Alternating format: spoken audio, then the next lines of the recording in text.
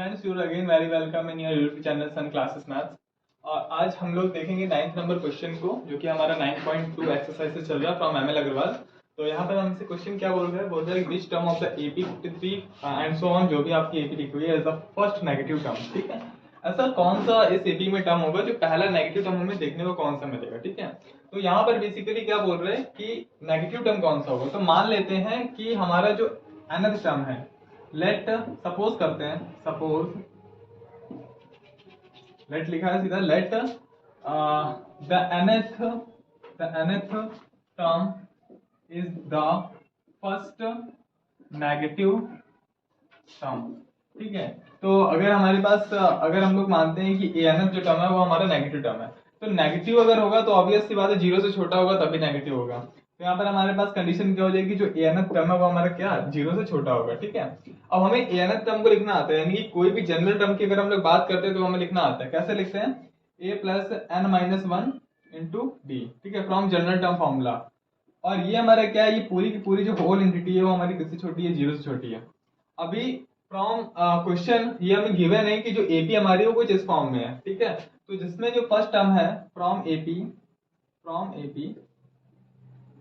First term क्या है हमारा 53 है, एंड जो कॉमन डिफरेंस है जो हमारा वो हमारा माइनस का 5 है। ओके, यहाँ पे जो हमारे पास कॉमन डिफरेंस माइनस 5 है, एंड जो हमारा जो फर्स्ट टर्म है वो 53 है। कॉमन डिफरेंस आप निकाल सकते हैं second term minus first term. ठीक है, यहाँ पर third term minus second term. तो हमारे पास ये जो चीजें हैं वो हमको दे रखी हैं, अभी हमको इसको इस कंडीशन में रख देना है। So to put the values in condition. ठीक है, तो अगर हम लोग वैल्यूज को पुट करेंगे तो a की वैल्यू हमारे पास 53 है plus n minus one, and हमें फाइंड करना है कि कौन सा टर्म हमारा फर्स्ट नेगेटिव टर्म होगा, फिफ्थ होगा, फोर्थ होगा, 10th होगा, व्हाटएवर। ठीक है, into d that is minus का 5 and that whole entity is less than 0। Okay, next हम लोग क्या करेंगे, 53 प्लस यहाँ पर क्या आएगा -5n, सो यहाँ पर -5n, एंड ये जो -5 multiply by -1 that is +5। Okay, and it will be less than 0। Okay, here 5 and 53 these are in the plus, so 58 and minus का 5n that is less than 0। देखो भाई, हमें 5n हमें मतलब n की value find करनी है। तो जब भी हम लोग इनइक्वालिटी, ये बेसिकली क्या है, इनइक्वालिटी यानी कि इक्वल नहीं है तो इनइक्वालिटी है ये। तो इनइक्वालिटी को सॉल्व करते टाइम हम लोग कभी भी ट्रांसफर नहीं करते, इधर से उधर नहीं ले जाते हैं। हम लोग क्या करते हैं, अगर हमें इसको हटाना है तो ऑब्वियस सी बात है, इसको हटाने के लिए हम लोग क्या करेंगे, अगर माइनस का 58 कर दें, तो हट जाएगा। तो यहाँ पर भी हमें माइनस का 58 करना पड़ेगा, क्योंकि ताकि दोनों तरफ सेम रहे।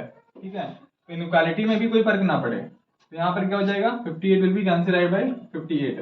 Now here 5n and less than -58। Okay, अभी माइनस को हटाना है, तो माइनस को हटाना है प्लस ये 5 को भी हटाना है। तो एक काम करते हैं हम लोग, यहाँ पर -5 का डिवाइड कर देते हैं, और यहाँ पर भी हम लोग -5 का डिवाइड कर देते हैं।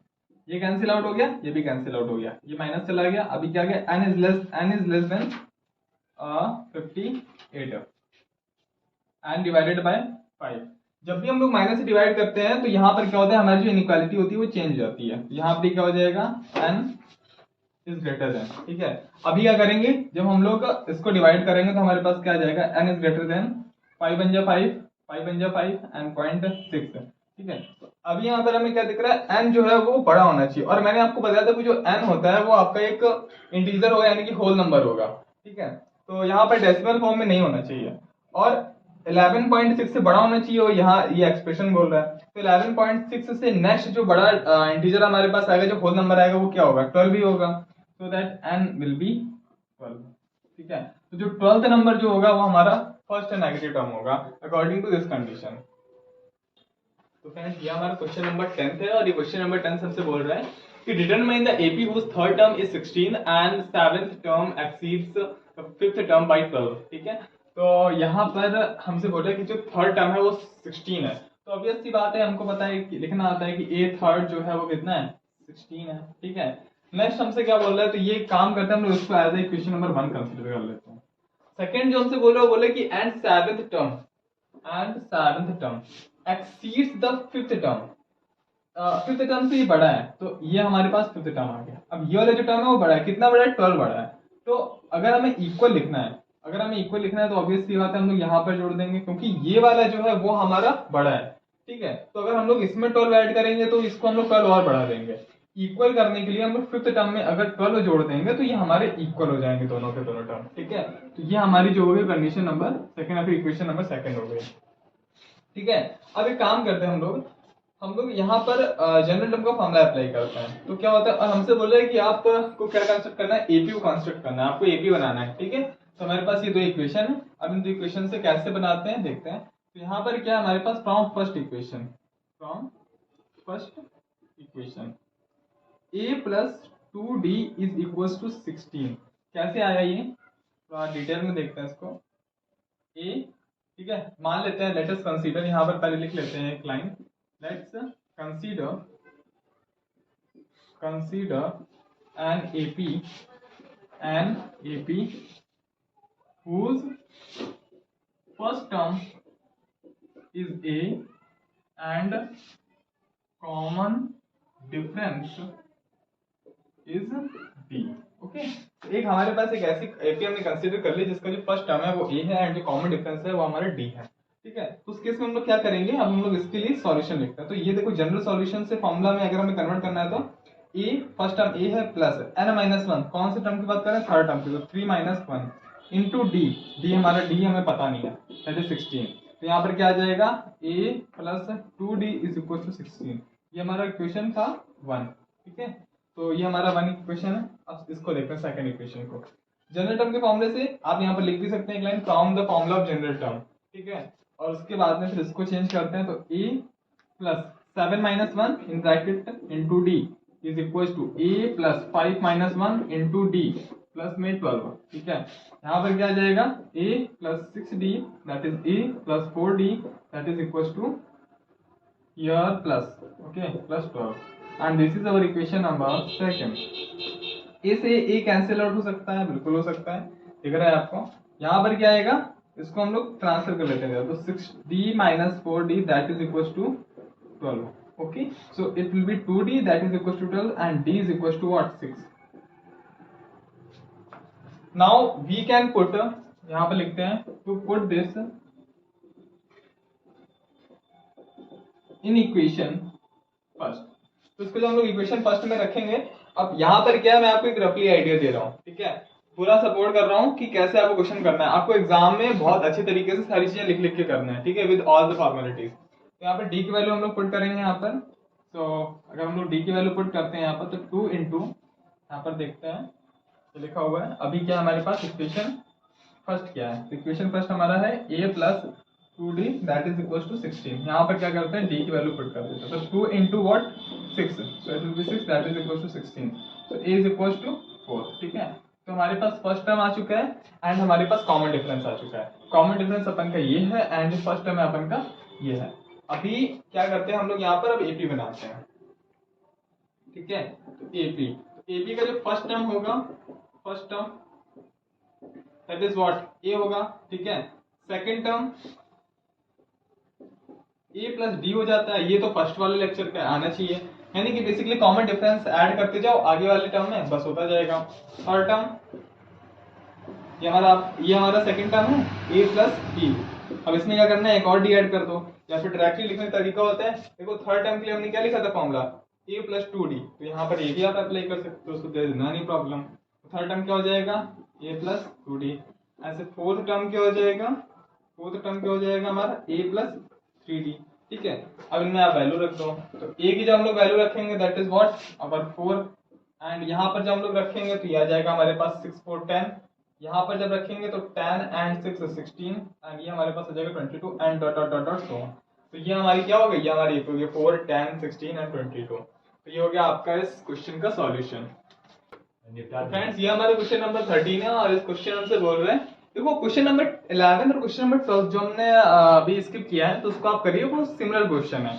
और क्वेश्चन नंबर जो 12 है वो 13 के ऊपर ही कहीं ना कहीं बेस है, थोड़ा सा डिफिकल्ट है क्वेश्चन। तो अगर आप इसको देख लेते हैं तो 12 अपने आप आ जाएगा, और अगर आपने 10th देख रखा तो 11th ऑटोमेटिक आ जाएगा, ठीक है। तो अभी क्या है, हमसे बोल रहे हैं कि 7th term of an AP is 1/9। तो हम लोग लिख लेते हैं यहाँ पर, तो एक पहले काम करते हैं कि हमको क्या कंसिडर करना है, हमको अच्छा 63rd टर्म चाहिए हमको, ठीक है, नो प्रॉब्लम। तो एपी कंसिडर करने की या फिर लेट करने की जरूरत नहीं है, तो हम लोग यहाँ पर लिखते हैं 7th टर्म।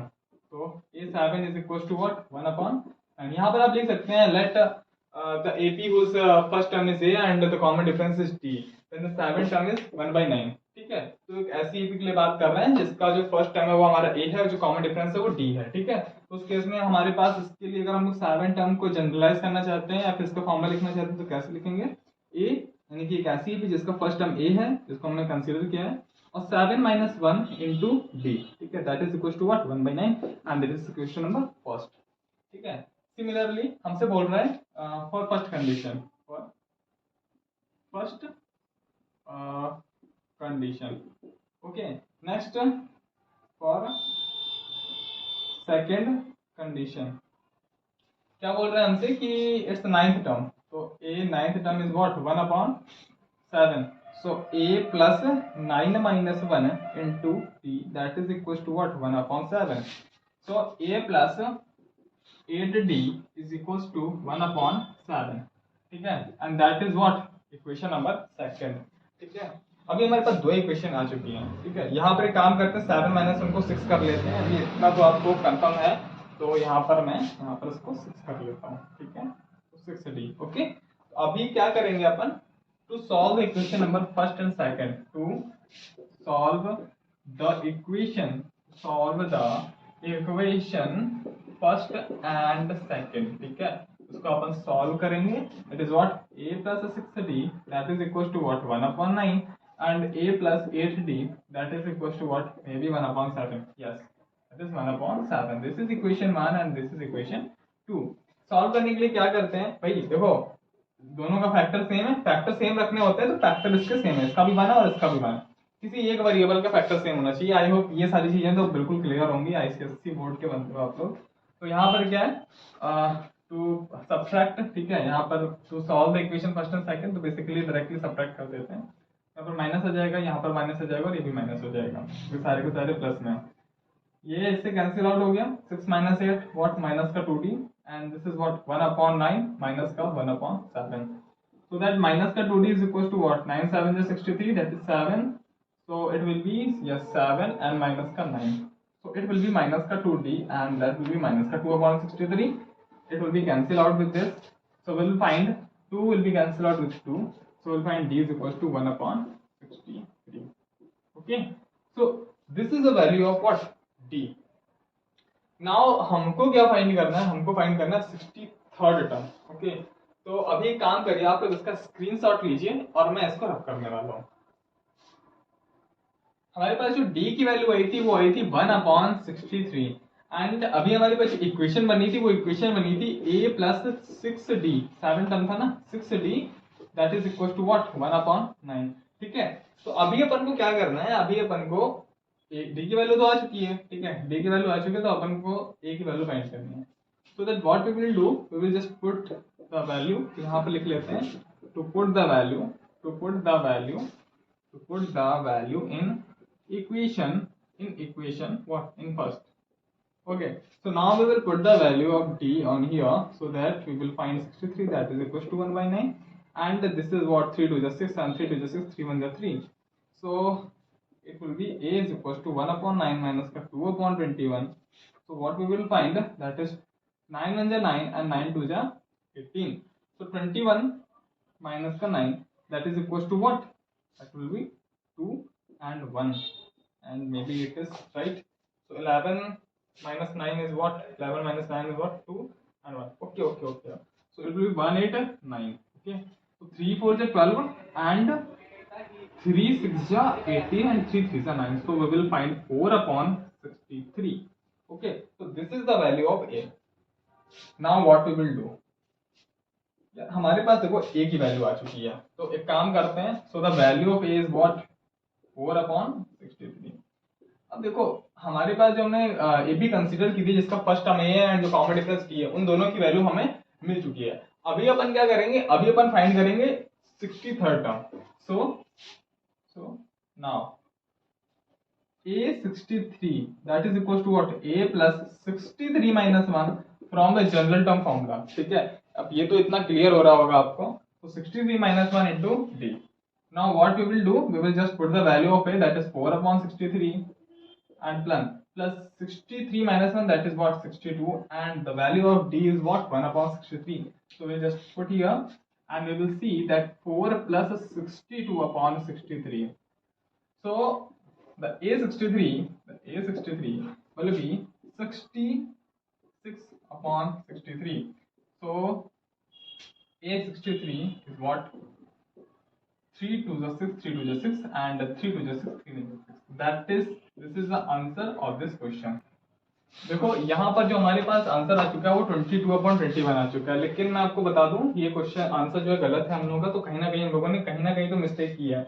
तो मिस्टेक हम लोगों को आइडेंटिफाई करनी होगी। मिस्टेक हम लोगों ने कहा की है, क्योंकि आंसर मैंने ऑलरेडी देख रखा है, इसका आंसर एक्सपेक्टेड नहीं आ रहा है। तो यहाँ पर हमारे पास ए की वैल्यू, यहाँ पर ए की वैल्यू 4/63। तो ए की वैल्यू यहाँ पर क्या आया था, यहाँ पर हम लोगों ने मल्टीप्लाई किया, इसका आ जाएगा हमारे पास 2 9 2 80। मुझे लग रहा था यहाँ हम कहीं मिस्टेक कर रहे हैं, क्योंकि उस टाइम मुझे लग ही रहा था। तो यहाँ पर जब हम लोग ये करेंगे तो हमारे पास 3 आ जाएगा। तो इन केस ऑफ अगर हमारे पास 3 आ जाएगा तो ऑब्वियस सी बात है ये हमारे पास 3/189 आ जाएगा। इन केस ऑफ 3 6 1 जा एंड 6 3 जा what 3 6 ja 18 and 3 1 ja, no this is 9, so 3 3s are okay. So it is what, it is 1/63. So we will put on here 1/63, so that we will also keep on here 1/63. So after doing this 63/63, so the value of 63 is what, 1. So यार ये answer मैंने देख रखा था already पहले से, ठीक है। तो इसलिए इसका जो आंसर आएगा वो 63 टर्म का वो हमारे पास 1 ही आएगा। तो I hope now it is clear. I am very very sorry for the silly mistake. Sir calculation में मिस्टेक हो जाती है, I am very very sorry for that.